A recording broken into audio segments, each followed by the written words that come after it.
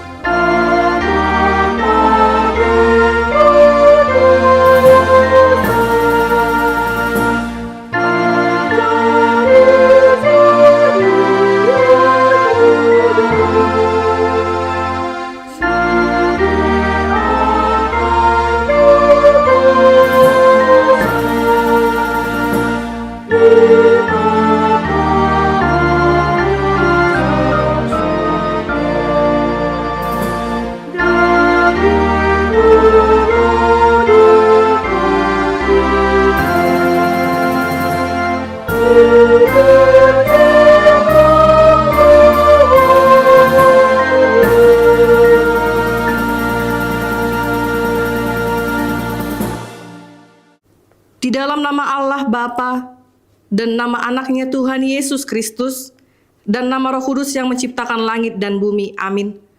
Sebab beginilah firman Tuhan Allah, dengan sesungguhnya aku sendiri akan memperhatikan domba-dombaku dan akan mencarinya. Seperti seorang gembala mencari dombanya pada waktu domba itu tercerai dari kawanan dombanya. Begitulah aku akan mencari domba-dombaku dan aku akan menyelamatkan mereka dari segala tempat. Haleluya.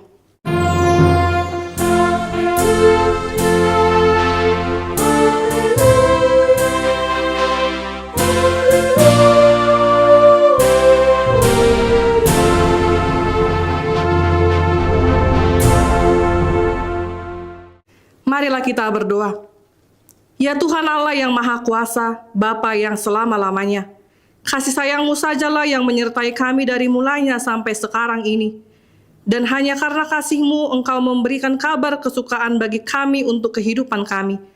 Kasihanilah kami, bukalah hati kami dan berilah Roh Kudus supaya kami mengerti pimpinan dan bimbingan-Mu yang agung itu. Tetapkanlah firman-Mu di dalam hati kami, supaya hati kami damai, senang dan baharu oleh karena anak-Mu Yesus Kristus Tuhan kami. Amin. Kita bernyanyi dari buku NDHKBP nomor 140 ayat 1, Girgir Mahamu.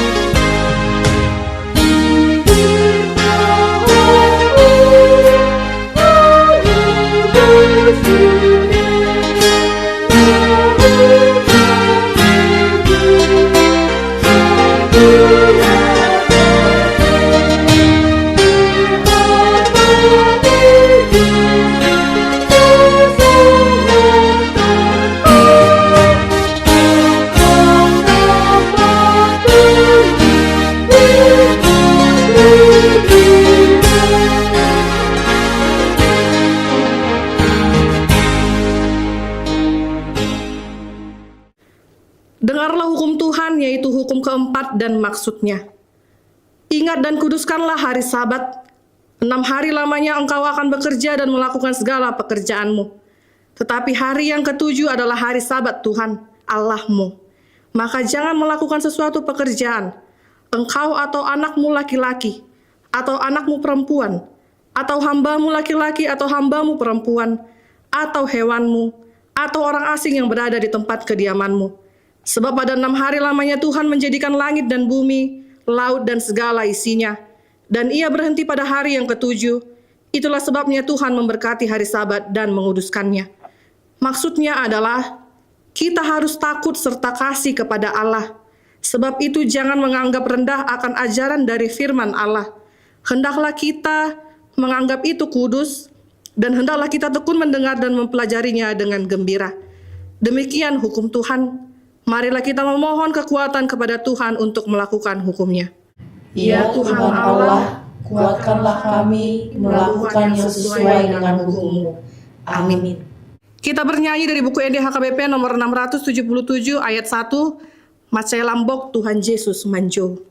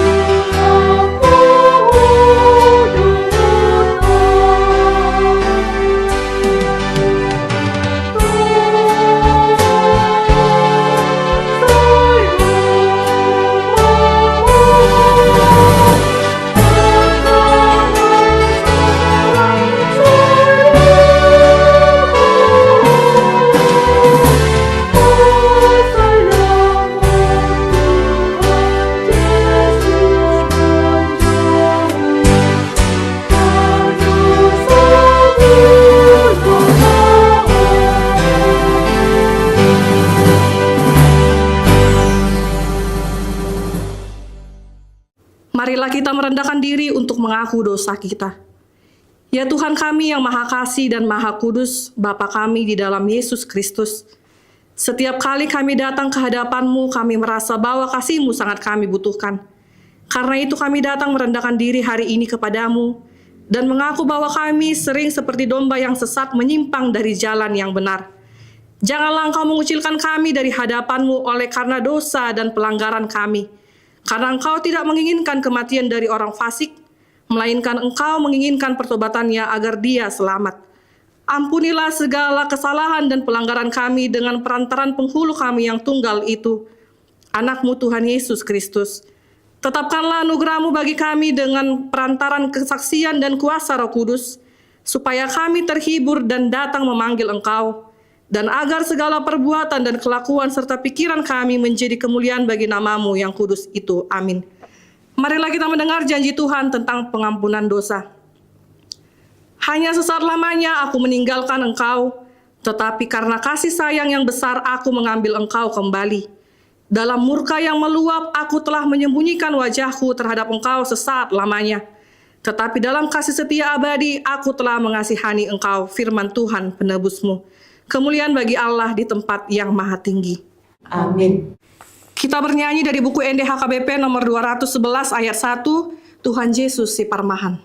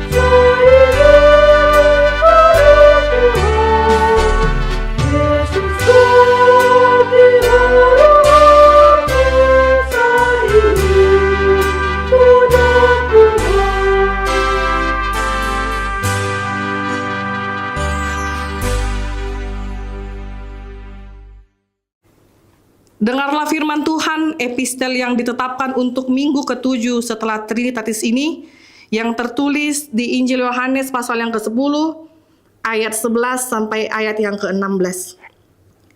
Akulah gembala yang baik. Gembala yang baik memberikan nyawanya bagi domba-dombanya. Sedangkan seorang upahan yang bukan gembala dan yang bukan pemilik domba-domba itu sendiri, ketika melihat serigala datang, meninggalkan domba-domba itu lalu lari, sehingga serigala itu menerkam dan mencerai-beraikan domba-domba itu. Ia lari karena ia seorang upahan dan tidak memperhatikan domba-domba itu. Akulah gembala yang baik, dan aku mengenal domba-dombaku, dan domba-dombaku mengenal aku. Sama seperti Bapa mengenal aku dan aku mengenal Bapa, dan aku memberikan nyawaku bagi domba-dombaku. Ada lagi padaku domba-domba lain yang bukan dari kandang ini. Domba-domba itu harus kutuntun juga, dan mereka akan mendengarkan suaraku, dan mereka akan menjadi satu kawanan dengan satu gembala. Demikianlah firman Tuhan. Berbahagialah orang yang mendengar firman Allah serta memeliharanya. Amin. Kita bernyanyi dari buku NDHKBP nomor 232 ayat 1, Sian Sude Parulian na Arga.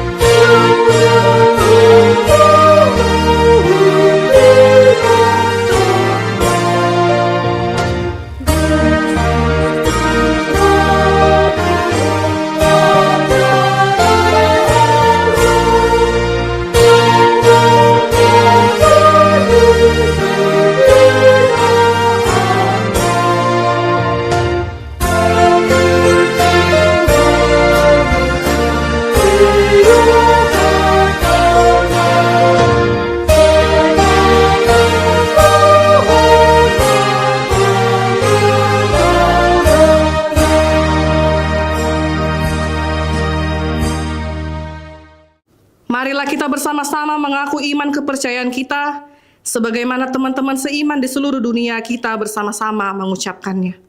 Aku percaya kepada Allah, Bapa yang Maha Kuasa, Khalik langit dan bumi. Aku percaya kepada Yesus Kristus, Anaknya yang tunggal Tuhan kita, yang dikandung daripada Roh Kudus, lahir dari anak darah Maria, yang menderita sengsara di bawah pemerintahan Pontius Pilatus, disalibkan, mati dan dikuburkan, yang turun ke dalam kerajaan maut, pada hari yang ketiga, bangkit pula dari antara orang mati, naik ke surga, duduk di sebelah kanan Allah, Bapa yang Maha Kuasa. Dari sana akan datang kelak untuk menghakimi orang yang hidup dan yang mati.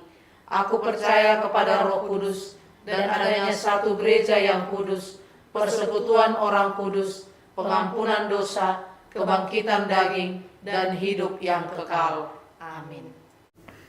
Kita bernyanyi dari buku NDHKBP nomor 362 ayat 1, Endehon Ende Naim Baru.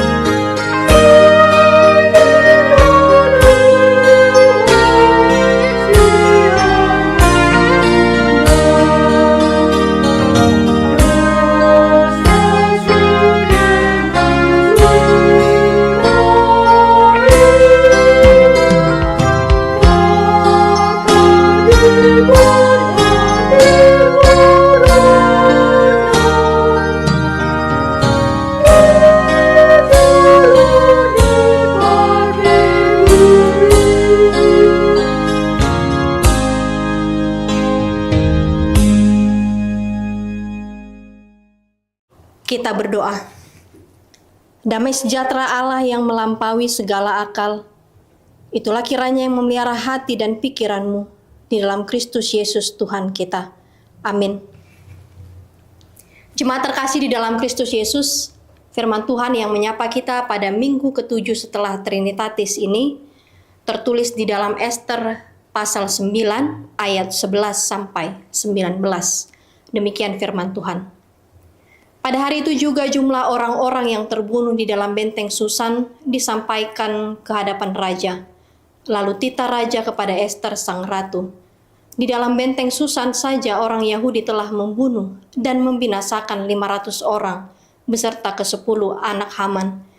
Di daerah-daerah kerajaan yang lain entahlah apa yang diperbuat mereka. Dan apakah permintaanmu sekarang? Niscaya akan dikabulkan. Dan apakah keinginanmu lagi? Niscaya dipenuhi.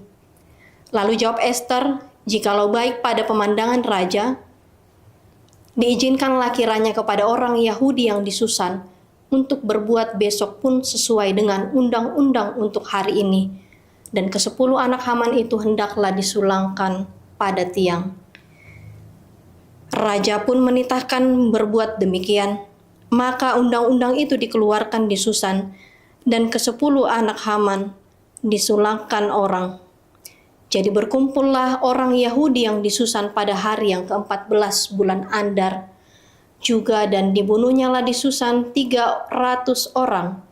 Tetapi kepada barang rampasan tidaklah mereka mengulurkan tangan. Orang Yahudi yang lain yang ada di dalam daerah kerajaan berkumpul dan mempertahankan nyawanya serta mendapatkan keamanan terhadap musuhnya. Mereka membunuh 75.000 orang di antara pembenci-pembenci mereka, tetapi kepada barang rampasan tidaklah mereka mengulurkan tangan.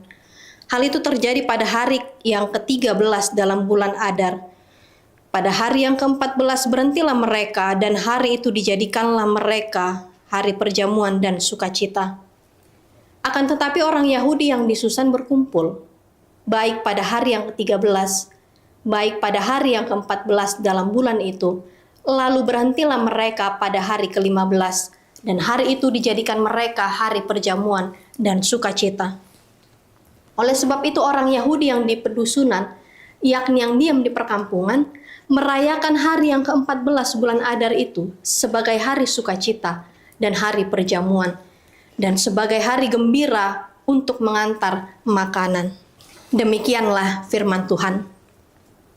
Jemaat terkasih dalam Kristus Yesus, sepanjang perjalanan hidup ini, kita semua tentu mendambakan sukacita. Seringkali kita membayangkan bahwa sukacita itu akan datang dengan sendirinya, layaknya seperti embun pagi yang tiba-tiba muncul tanpa kita minta. Kita cenderung menunggu hari baik tiba, menunggu keadaan berubah, atau menunggu hingga masalah kita selesai. Kita berharap suatu pagi kita terbangun dan mendapati semuanya sudah beres, tanpa pergumulan, tanpa air mata, dan tanpa pertarungan hidup. Namun benarkah sukacita sejati bekerja dengan cara seperti itu? Jika kita hanya menanti keadaan menjadi sempurna untuk bisa bersukacita, kita mungkin akan terus menunggu tanpa pernah menemukannya. Sebab di dalam dunia yang fana ini, tantangan akan selalu ada. Jemaat terkasih dalam Kristus Yesus, kitab Ester pasal 9 ini mengajarkan kita sebuah kebenaran yang berbeda. Kebenaran yang jujur dan realistis bahwa sukacita tidak pernah datang secara instan atau datang dengan sendirinya. Begitu juga dengan sukacita orang Yahudi tidak hadir dalam keadaan yang tenang-tenang saja, tetapi sukacita itu hadir di hari yang sangat menegangkan dan penuh dengan ancaman. Kita bisa bayangkan posisi umat Tuhan pada saat itu, mereka terjepit di tengah ketiga kenyataan yang mengerikan. Yang pertama itu ancaman yang belum reda, adanya perintah pemusnahan dari raja yang masih berlaku. Secara hukum vonis mati itu belum dicabut dan maut masih mengintai di depan mata. Nah, yang kedua, musuh yang masih siap siaga. Lawan-lawan mereka tidak berkurang kekuatannya, bahkan siap menyerang mereka kapan saja. Nah, yang ketiga, pergumulan batin yang nyata. Adanya kekuatan di dalam hati mereka. Ini bukan kecemasan buatan. Ada ketakutan luar biasa yang mereka lawan setiap detik Hal itulah yang dialami oleh bangsa Yahudi dalam kitab Ester ini. Mereka pernah berada di ambang kehancuran. Kalau kita berpikir secara logika manusia, tidak ada celah untuk bersukacita, apalagi bersantai-santai. Namun di pasal ke-9 ini, keadaan berubah total. Allah bekerja melalui Ester dan Mordekhai. Di titik paling kritis itulah, Allah bekerja di balik layar. Tangan Tuhan yang tidak kelihatan itu membalikkan keadaan. Rencana Haman digagalkan. Apa yang dirancang musuh untuk menghancurkan dipakai Tuhan untuk menyatakan kemuliaannya. Sebuah hari yang awalnya membayangi umat Yahudi dengan ketakutan dan maut, secara ajaib diubah oleh Tuhan menjadi momen perayaan, pemulihan, dan sukacita bagi setiap orang yang berharap kepadanya. Jemaat terkasih di dalam Kristus Yesus, melalui kesaksian kitab Ester ini, umat Tuhan diajak untuk melihat bahwa di balik setiap krisis dan ketidakpastian sejarah, Allah tetap bekerja, meskipun tersembunyi, untuk mempersiapkan hari sukacita bagi mereka yang tetap percaya dan setia kepadanya. Jemaat terkasih dalam Kristus Yesus, hari sukacita bagi umatnya. Itulah yang menjadi topik minggu kita pada minggu ke-7 setelah Trinitatis ini. Melalui Ester pasal yang ke-9 ayat 11 sampai 19. Ada 3 seruan yang menguatkan kita untuk dapat hidup dalam sukacita yang sejati. Yang pertama, jemaat terkasih dalam Kristus Yesus, itu Allah mengubah air mata menjadi sukacita. Coba tempatkan diri kita di posisi bangsa Yahudi pada saat itu. Betapa mencengkamnya situasi mereka. Tanggal pemusnahan massal mereka sudah ditetapkan atas hasutan Haman. Namun hari yang dirancang musuh untuk menghancurkan mereka justru diubah Tuhan menjadi hari kemenangan dan sukacita. Inilah pesan kuat dari kitab Ester. Allah kita adalah Allah yang mampu membalikkan keadaan. Tuhan tidak pernah kekurangan cara. Dia bekerja di balik layar, menggerakkan hati raja, memakai keberanian Ester, dan mengatur waktu dengan sempurna demi menepati janjinya kepada umatnya. Karena apa yang direncanakan manusia untuk kehancuran dapat dipakai Tuhan untuk mendatangkan kemenangan. Mungkin pada saat ini kita juga merasakan hal yang sama seperti yang dirasakan oleh orang Yahudi. Hidup di dalam ketakutan karena ketidakpastian, menghadapi pergumulan berat, masalah keluarga, menghadapi kesulitan ekonomi. Tetapi imanilah bahwa Allah tidak selalu meredakan badai yang kita hadapi, namun Dia selalu berdaulat atasnya. Dan ketika segala sesuatu tampak berjalan di luar kendali kita, percayalah bahwa Tuhan sedang memegang kendali penuh untuk menggenapi rencananya yang sempurna. Mordekhai tidak tahu bagaimana cara Tuhan akan meluputkan bangsanya. Ester pun melangkah dalam ketidakpastian, tidak tahu apakah keberaniannya menghadapi raja akan berakhir dengan keselamatan atau hukuman mati. Seluruh orang Yahudi dicekam ketakutan, sama sekali tidak tahu bagaimana mereka bisa lolos dari kebinasaan yang sudah ditandatangani. Mereka semua berada di dalam kegelapan mengenai hari esok, tetapi mereka tidak meragukan Tuhan yang memegang hari esok. Untuk itu, jangan biarkan situasi hari ini mencuri pengharapan kita untuk hari esok. Dan jangan pernah berhenti percaya hanya karena keadaan belum berubah. Datanglah kepada Tuhan dengan kejujuran dan iman. Nah, yang kedua, jemaat terkasih dalam Kristus Yesus, sukacita yang bertumbuh oleh keselamatan dari Allah. Luar biasa cara Allah bekerja dalam setiap peristiwa. Setelah kemenangan diterima oleh bangsa Yahudi, mereka memilih untuk berhenti berperang. Mereka tidak mau terus terjebak dalam suasana permusuhan. Yang mereka lakukan adalah berhenti berperang untuk menikmati damai, mengadakan pesta dan mengucap syukur, merayakan keselamatan yang mereka terima. Hal ini menyatakan bahwa fokus mereka bukan pada musuh yang kalah, melainkan pada Allah yang menyelamatkan. Jadi ketika kita bersyukur, kita sedang memindahkan fokus dari apa yang berhasil kita kerjakan kepada apa yang Tuhan telah genapkan. Ucapan syukur adalah tanda bahwa Tanpa keselamatan dari Allah, semua perjuangan kita sia-sia.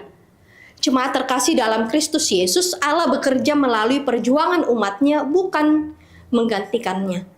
Dia tidak menyingkirkan prosesnya, tetapi dia menopang dan mengarahkan kita di setiap dalam proses kehidupan kita. Mungkin kita sering melewatkan pemeliharaan Allah karena kita hanya mencarinya dalam perkara-perkara besar. Seringkali cara Tuhan memelihara hidup kita ini tidak dengan kejadian yang terlihat megah, tapi justru di tengah sepinya malam, atau bahkan di dalam rutinitas harian kita yang terkesan monoton, bosan, dan melelahkan. Keselamatan Allah selalu ada, selalu nyata, dan tidak pernah terlambat. Berserahlah dengan cara terus berjuang bersama Tuhan. Nah, yang ketiga, saudara terkasih dalam Kristus Yesus, hidup yang senantiasa bersukacita dan menjadi pembawa sukacita. Jemaat terkasih dalam Kristus Yesus, dalam catatan kitab Ester, kita melihat bagaimana Yahudi merayakan kemenangan mereka dari rencana pemusnahan musuh.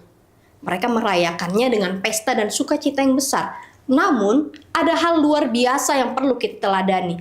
Bangsa Yahudi tidak berhenti pada pesta. Mereka tidak membiarkan sukacita itu egois dan berputar di sekitar mereka saja. Ayat yang ke-19 mengatakan bahwa orang Yahudi mengantar makanan kepada sesama dan memberi bantuan. Mengapa ini penting bagi kita hari ini? Karena sukacita yang sejati dari Tuhan selalu memiliki daya dorong untuk berbagi. Orang yang benar-benar telah mengalami kasih dan pemeliharaan Allah tidak akan bisa hidup hanya untuk dirinya sendiri. Jadi seharusnya yang kita lakukan ketika Tuhan menolong kita, kita digerakkan untuk menolong orang lain. Ketika Tuhan menghibur kita, kita dimampukan untuk menghibur orang lain. Dan ketika Tuhan memberkati kita, kita diutus untuk menjadi saluran berkat bagi orang lain. Jemaat terkasih dalam Kristus Yesus, Hari Raya Purim bertransformasi menjadi lebih dari sekedar pesta perayaan. Purim menjadi sebuah sarana untuk membangun apa yang kita sebut sebagai persaudaraan sejati. Bangsa Yahudi saat itu memastikan sebuah hal yang sangat indah bahwa tidak ada seorang pun yang merayakan sukacita itu sendirian. Mereka merangkul semua orang.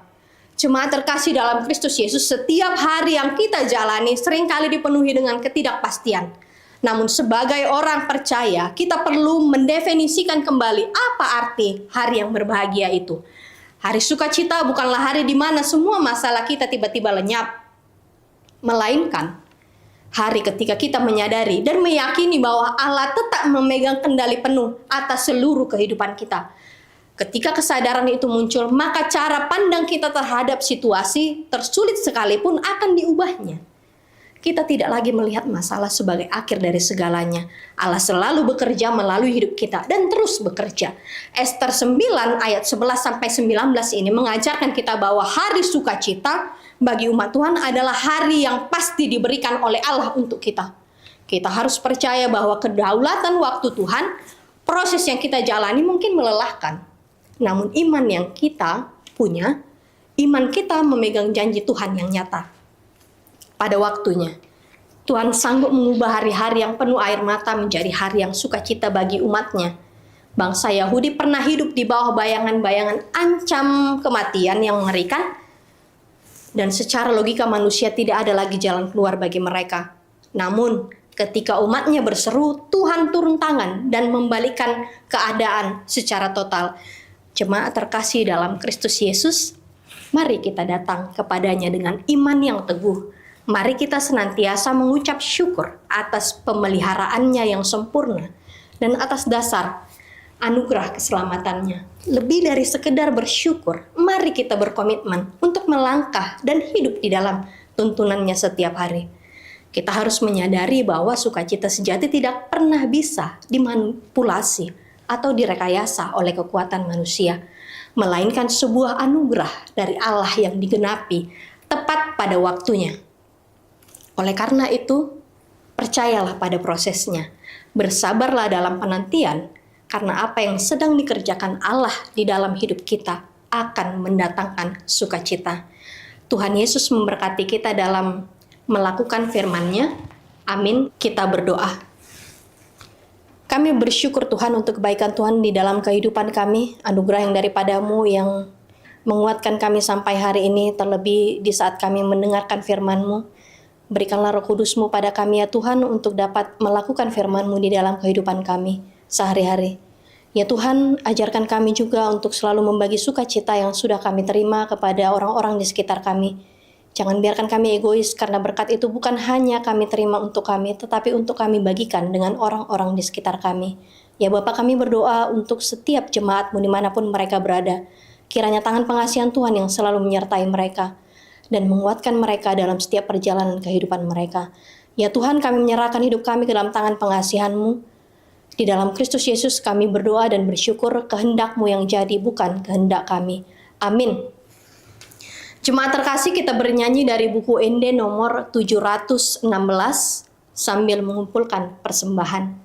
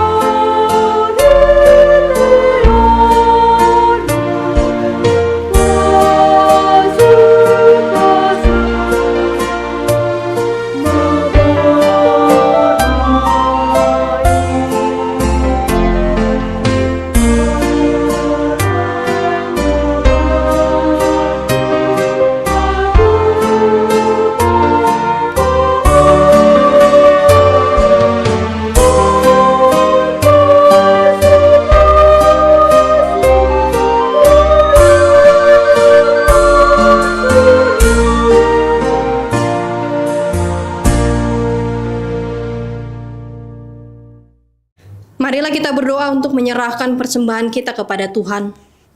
Ya Allah Bapa kami yang di sorga, kami mengaku bahwa Tuhan adalah sumber dari segala karunia yang melimpah dalam kehidupan kami masing-masing. Sebagian daripada karunia itu kami serahkan kembali sebagai persembahan kepada Tuhan. Terimalah dan berkatilah persembahan umat-Mu ini, agar dapat kami pergunakan untuk pekerjaan dan pelayanan kerajaan Tuhan di dunia ini. Bukalah hati kami untuk mengenal betapa banyak berkat dan karunia yang kami peroleh dari Tuhan, supaya kami senantiasa bersyukur kepadamu di dalam nama Yesus Kristus Tuhan kami. Amin.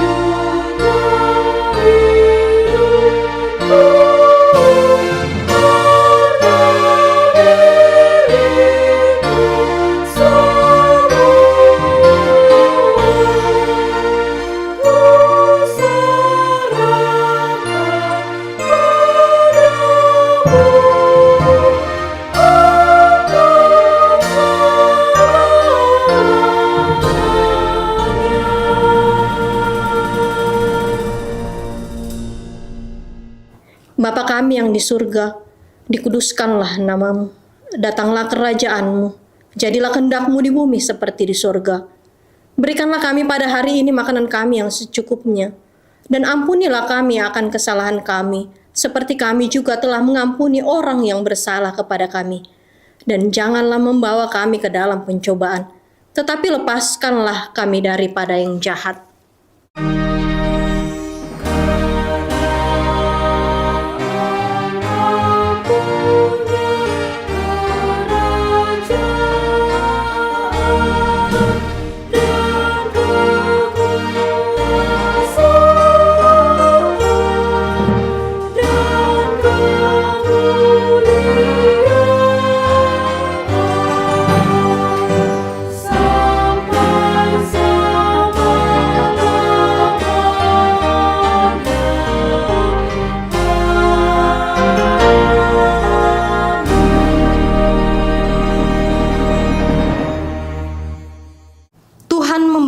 engkau dan melindungi engkau. Tuhan menyinari engkau dengan wajah-Nya dan memberi engkau kasih karunia. Tuhan menghadapkan wajah-Nya kepadamu dan memberi engkau damai sejahtera.